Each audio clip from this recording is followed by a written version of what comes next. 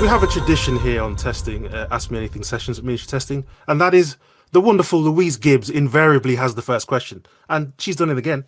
So Louise would like to know what information should be included in an exploratory test charter. That's a really good question. So when we're doing our exploratory testing, what we want to be able to do is we want to be able to hunt for and explore something to find out information. And that information, we want it to be relevant and interesting and useful to our team, because the purpose of our exploratory testing is to explore a product or an idea or something with the express idea of sharing information about it that's going to drive decision making, whether that be code decisions, design decisions, whatever. So when we create a test charter, what we want to be able to do is to say, what are we going to test? What's our scope of what we're going to test? Maybe what tools we're going to use and why we're going to test it.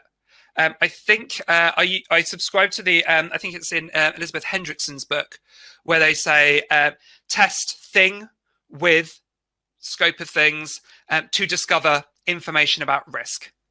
So just as an example of that, I might say, okay, test a chair seat with different weights of people to discover information about the general tolerances of how much weight a chair can cope with at any given point.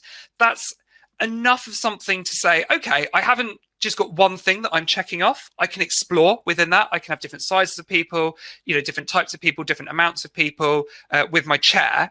But I've also got a playground, a sort of ring fence playground to keep me on track for what I'm doing.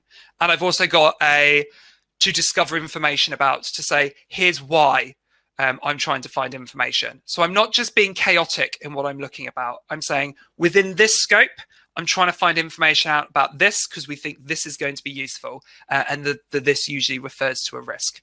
So yes, to cycle back round for that waffle. So test what? So what's the thing you're going to test? With what? So what data, what tools, what techniques, or so on, and why? So what's the scope of what you're going to test there? And that's what should usually sort of hit in a charter. That's one way of doing it. I hasten to add, whatever works for you. As long as you're creating charters that are meaningful, potentially that are shareable with other people, to give them an idea of, I want you to look in this area to find out information related to this. So it's not just chaotic, it's focused, because this information is going to be useful to us. And people, if that's the standard of answer we're going to get used to, this is going to be a most excellent evening. Thank you very much for that question. Thank you very much indeed, Louise. Great to see you here again.